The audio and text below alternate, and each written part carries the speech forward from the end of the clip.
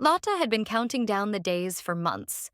The festival had become something of a ritual for her and her best friend, Emma, a bright, chaotic weekend that seemed to exist outside the normal rhythm of life. It was the kind of place where the music rolled through the air like thunder, where people laughed with strangers and glitter floated in the sunlight like dust from a dream. She was 24, full of plans, but lately life had started to feel predictable. Work, commute, streaming series, sleep. She told herself that the festival would shake the dust off her soul. That morning, her bedroom was a battlefield of clothes, makeup palettes, and tangled phone chargers. She stood before the mirror, twisting her long blonde hair into a high, loose ponytail. It fell past her shoulders, catching the light, and she tilted her head with a small smile. "This'll do," she murmured. Emma poked her head through the door. "You ready?" "The taxi's almost here." "Almost," Lotta said, reaching for her mascara. She leaned close to the mirror, steadying her hand. "How do I look?" "Like you're about to make the front page of every after-movie photo."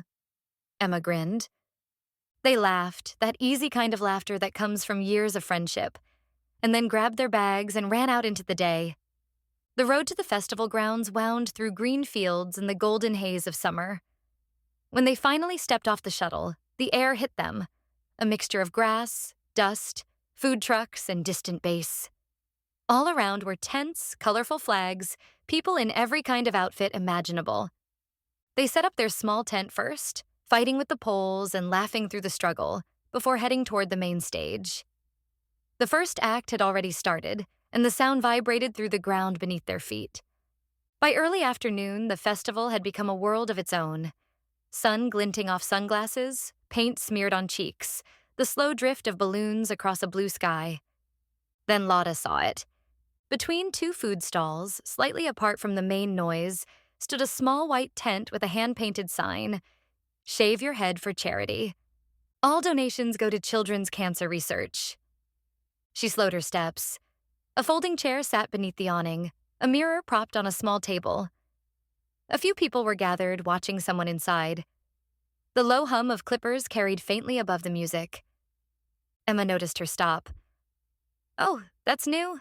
They did piercings last year." Lotta smiled, but her eyes stayed on the tent. "Imagine just doing it," she said quietly. "Like walking in and coming out totally bald." Emma laughed. "You'd never. You love your hair." "Yeah," Lotta said, touching her ponytail. "I do." But the thought didn't leave. They went on, dancing, drinking lemonade, weaving through crowds. The music swelled and fell, the day slipped toward evening. Yet the image of the tent lingered in her mind like a note that wouldn't stop ringing. She caught herself glancing toward it every time they passed that stretch of the field. At sunset, with the sky painted pink and orange, she said, "I'm going to look again." Emma raised an eyebrow. "You're serious?" "Just curious." They walked back. Another woman sat in the chair now, smiling nervously as a volunteer tied a black cape around her shoulders. The volunteer said something, and the woman nodded. The clippers buzzed. A small crowd clapped as the first lock of hair fell away. Lotta felt something tighten in her chest. Not fear exactly, but a rush, like standing at the top of a roller coaster. The woman in the chair laughed, tears shining in her eyes. She looked lighter, freer, almost radiant. The volunteer caught Lotta watching and smiled. "Want to join the brave ones?" Lotta hesitated. Emma put a hand on her arm. "You don't have to, you know." "I know." Lotta swallowed. "But it's for charity." And more than that, something inside her wanted to know what it would feel like to just let go, to stop caring about how she looked, to see herself new. She stepped forward. "I'll do it."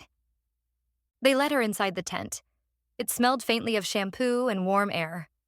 The volunteer, a woman about her age with cropped hair and kind eyes, handed her a clipboard. "Just sign your name here," she said softly. "We'll tie your hair and donate it." "You're doing a beautiful thing."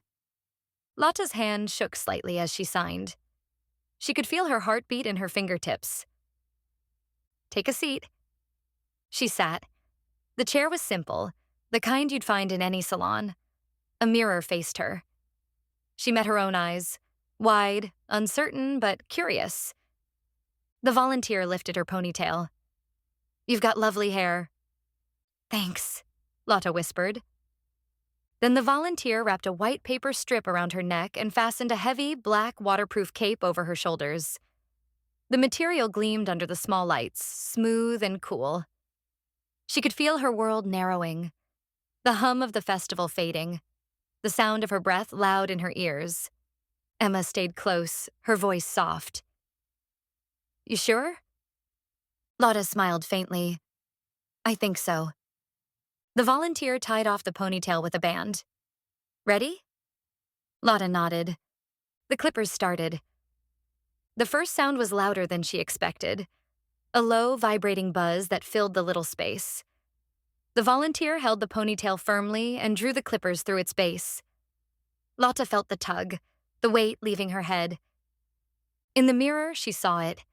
The ponytail in the woman's hand, her own reflection slightly stunned but smiling. The crowd outside clapped again, a small, supportive wave of sound. The volunteer set the ponytail aside carefully. Then she worked methodically, the buzzing tracing slow paths, the hair falling like soft confetti around the cape. Lotta closed her eyes for a moment. Each pass seemed to erase something heavy.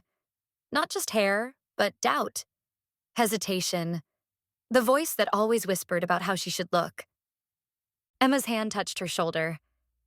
You're amazing, she said. Lotta opened her eyes.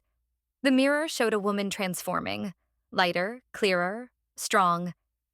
The last of the hair drifted down, and the volunteer turned off the clippers. There, she said gently. All done.